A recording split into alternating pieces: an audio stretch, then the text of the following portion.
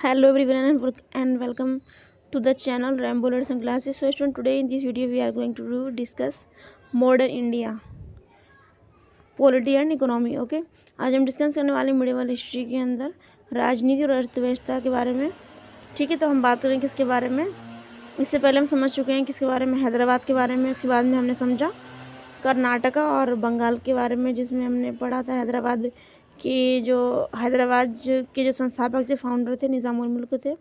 वहीं बात की जाए इसकी कर्नाटक के बारे में, तो कर्नाटक के जो क्या बोलते हैं शहादत खां थे, जिन्होंने कर्नाटक को फाउंड किया था। और बंगाल को मैंने आपको पढ़ाया था मुर्शिद अली कुली खां, जिनको फर्रुख सेन ने 1717 में भेजा था। कहाँ पर? बंगाल में भेजा था। ठीक है, उसके बाद में हमारा जो नेक्स्ट पॉइंट बसता है अवध, जैसा कि आपको स्क्रीन पर नज़र आ रहा है। तो आज हम डिस्कस करने वाले हैं किसको, स्टूडेंट, अवध को, यानी कि जिसको हम वर्तमान समय में लखनऊ के नाम से जानते हैं। ठीक है, जो क्या है, यूपी की क्या है, कैपिटल है। ठीक है, तो उसको हम क्या बोलते हैं, अवध, जिसे हम लखनऊ बोलते हैं। तो हम उसको समझेंगे। अवध के स्वायत्त राज्य का जो संस्थापक था उसका नाम क्या था, जो फाउंडर था उनका नाम था शहादत खां, जिनको बुरहान उल मुल्क भी ना कहा जाता था। यानी कि बुरहान उल मुल्क और शहादत खां एक ही बंदे का नाम है। 1722 में अवध का सूबेदार इनको जो है बनाया गया। इससे पहले हमने जो मिडिवल हिस्ट्री के अंदर जो भी हिस्ट्री पढ़ी, इसमें हमने देखा कि हैदराबाद के वो थे निज़ामुल मुल्क, जो कि निज़ामुल मुल्क को जो मोहम्मद शाह ने क्या करा, दक्कन में भेजा था, नियुक्त किया था सूबेदार, हमने पढ़ा था। उसके बाद में हमने पढ़ा था मुर्शिद कुली खां को फर्रुख सेन ने भेजा था वेस्ट बंगाल का। तो हमने ये पाया कि जो भी जिन लोगों को बड़ी बड़ी जिम्मेदारी संभालने के लिए दी गई, कहीं ना कहीं राजसत्ता उन लोगों ने संभाली है। चाहे हम मुर्शिद कुली खां को कहें या फिर निज़ामुल मुल्क की बात करें, तो ये अवध के अंदर भी हमने शहादत खां, जिनको बुरहान उल मुल्क के नाम से जाना जा रहा है, उन्होंने भी एक अच्छी भारी रेस्पॉन्सिबिलिटी निभा रही। उसके बाद में उनको एक्सपीरियंस हुआ सूबेदार, मतलब पूरा का पूरा जो एडमिनिस्ट्रेशन था आर्मी का, वो इनके कंट्रोल में था। उन एक्सपीरियंस की बेसिस पर उन्होंने क्या करा था, स्वतंत्र राज्य करना जो है प्रारंभ कर दिया। किसने? बुरहान मुल्क या फिर शहादत खान ने। ठीक है, एक बार दोबारा से बता दे रही हूँ। अवध के स्वायत्त राज्य का संस्थापक शहादत खां, जिनका नाम था बुरहानुल मुल्क, को माना जाता है। 1722 में अवध का इनको सूबेदार बनाया गया और स्वतंत्र राज्य का प्रारंभ इन्होंने कर दिया। स्वतंत्र राज्य कौन सा था? वो था अवध, जिसे हम लखनऊ के नाम से जानते हैं। शहादत खान ने 1723 में नया राजस्व बंदोबस्त, ये आता है रेवेन्यू सेटलमेंट,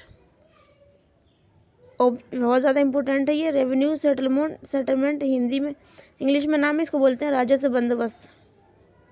राजस्व बंदोबस्त क्या बोलते हैं इसको बोलते हैं राजस्व बंदोबस्त। ठीक है, ये इन्होंने लागू की, कब की? 1723 में। किसने की? शहादत खान ने की। शहादत खान ने किसकी स्थापना की थी? अवध की। ठीक है, आगे लिखा हुआ 1739 में शहादत खां की जब डेथ हो गई, तो उनका एक भतीजा था और तथा दामाद सफदर जंग, जिनका नाम था अबू मंसूर खां। क्या था? अबू मंसूर खां अवध का नवाब बना। पहले भतीजा बना, फिर बाद में दामाद बना। भतीजे का नाम नहीं दिया हुआ यहाँ पे, दामाद का नाम दिया हुआ है। दामाद सफदर जंग, जिनको अबू मंसूर खां के नाम से भी जाना जाता है, वो अवध के क्या बने? नवाब बने। आगे क्या लिखा? सफदर जंग के समय अवध में लखनवी तहजीब जो थी विकसित हुई। सफदर जंग के समय, जो कि उनका क्या था? दामाद था, तो उसके समय में लखनऊ तहजीब वहाँ पे विकसित हुई। सफदर जंग और 1748 में मुग़ल बादशाह मोहम्मद शाह, बताइए हमने मोहम्मद शाह के बारे में कब पढ़ा था? मोहम्मद शाह, रुक जाइए, मोहम्मद शाह से वज़ीर का पद प्राप्त किया। सफदर जंग 1748 में मोहम्मद बादशाह, मुग़ल बादशाह जिनका नाम था मोहम्मद शाह, से जो इन्होंने वज़ीर का जो है पद जो है प्राप्त किया। इसी कारण सफदर जंग को नवाब वज़ीर के नाम से भी जाना। सफदर जंग को किस नाम से जाना था? नवाब वज़ीर के नाम से, क्योंकि इन्होंने अपने आप को क्या कर लिया था? परमिशन ले ली थी मोहम्मद शाह से, किसके? नवाब बनने के लिए। वहाँ पे जो राज बना करते थे उनको नवाब कहा करते थे। कहते ना बंगाल वहाँ के लखनऊ का नवाब हो गया। आगे क्या लिखा हुआ? 1754 में अवध में सफदर जंग की क्या हुई? मृत्यु हो गई, वो उनकी डेथ हो गई सफदर जंग की। ठीक है। उसके बाद में उनका जो पुत्र था जिसका नाम था शुजाउद्दौला, क्या नाम था, शुजाउद्दौला, जिसने मुग़ल बादशाह शाह आलम द्वितीय, जिनका नाम है, अली गौहर को शरण दी। तो देखिए ये जो थे शुजाउद्दौला जो थे किसके नाती थे, तो ये शहादत खां के नाती थे। ठीक है, दामाद जो थे सफदरजंग, उसके बाद में शुजाउद्दौला जो थे नाती थे किसके, शहादत खां के। तो अभी तक पता चल रहा है किसके बारे में कि नातियों ने भी जो है शासन सत्ता संभाली अपने नानाओं की। ठीक है, तो हमने यहाँ पर क्या पढ़ा, 1754 में अवध में सफदरजंग की मृत्यु हो गई। उसके बाद में उसका जो पुत्र था जिसका नाम था शुजाउद्दौला शासक बना। शुजाउद्दौला ने शाह आलम द्वितीय, जिनको कहा गया, जिनका दूसरा नाम था, अली गौहर को जो है इन्होंने आश्रय दिया और उन्हें शरण दी। अंग्रेज़ों के विरुद्ध जो बक्सर का युद्ध हुआ था 1764 में, कब हुआ था, 22 अक्टूबर में। शुजाउद्दौला ने बंगाल के अपदस्थ नवाब, जिनका नाम था मीर कासिम, का साथ दिया था, ये हमने पढ़ा था आगे।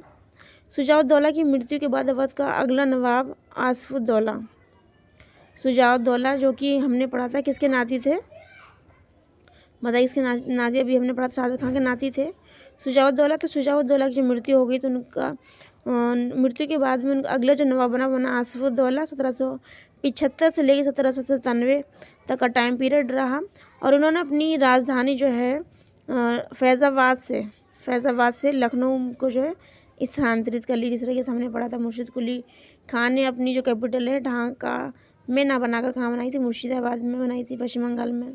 उसके बाद में फिर कौन आए थे, मीर कासिम ने अपनी कैपिटल बनाई वेस्ट बंगाल की, कौन सी बनाई थी, मुंगेर बनाई थी, जहाँ उन्होंने बहुत सारे कारतूस वगैरह बनाने की शुरुआत की थी। उसके बाद में इन्होंने युद्ध लड़ा था बक्सर का, जो बैटल ऑफ बक्सर हमने पढ़ा था, कब हुआ था, 22 अक्टूबर 1964 में हुआ था, बस 22 अक्टूबर 1964 में हुआ था। ठीक है, तो उसके बाद में हमने देखा आसफुद्दौला की जब शुजाउद्दौला की डेथ हो गई, तो आसफुद्दौला 1775-1797 में नवाब बने और उन्होंने अपनी कैपिटल फैज़ाबाद से जो है लखनऊ में स्थानांतरित कर ली। तो कैपिटल स्थानांतरित करने का भी क्वेश्चन आता है। लखनऊ में इसने एक बड़ा इमाम बाड़ा बनाया जो वर्तमान समय में भी मौजूद है, और ये बड़े इमाम बाड़ा बहुत फेमस जो है, काफ़ी फिल्मों की शूटिंग भी यहाँ पे हो चुकी है इमाम बाड़े में, और काफ़ी बड़ी खूबसूरत जगह है ये, काफ़ी जो टूरिज़्म का एक अच्छा खासा हम कह सकते हैं सेंटर है, जो वहाँ पर बड़े इमाम बाड़े को जो देखने के लिए जाया करते हैं। अवध का जो अंतिम नवाब जिसका नाम था वाजिद अली शाह, जिनका टाइम पीरियड रहा था 1847 से 1856। 1847 से कब रहा, 1847 से रहा 1856। इसी के कार्यकाल में लॉर्ड डलहौजी, जिसने एक नीति चलाई थी, हड़प की नीति चलाई थी, है ना। लॉर्ड डलहौजी ने आउटरम की रिपोर्ट, क्या एक रिपोर्ट, आउटरम की रिपोर्ट, यानी कि सरकारी रिपोर्ट के अवध पर कुप्रशासन का आरोप लगाकर 1856 में इससे अंग्रेजी साम्राज्य से जो है छीन लिया था। ठीक है, इससे पहले हमने किसके बारे में पढ़ा था, हमने जब कर्नाटक के बारे में पढ़ा था कि कर्नाटक के अंदर मोहम्मद अली जो थे उनके उत्तराधिकारी ने, कर्नाटक के जो नवाब थे जिनका नाम था मोहम्मद अली, और उनके ऊपर लॉर्ड वेलेज अली ने षड्यंत्र से एक पत्राचार का वो लगाया था, आरोप लगा के राजगद्दी छीन ली थी। इसी तरीके से अवध में यानी कि लखनऊ में डलहौजी ने जो है राज सत्ता छीन ली थी। किससे छीन ली थी, वाजिद अली शाह से छीन ली थी और अपना साम्राज्य स्थापित कर लिया था लखनऊ में। ठीक है, तो आज के लिए बस इतना ही। Take care, bye, God bless you all.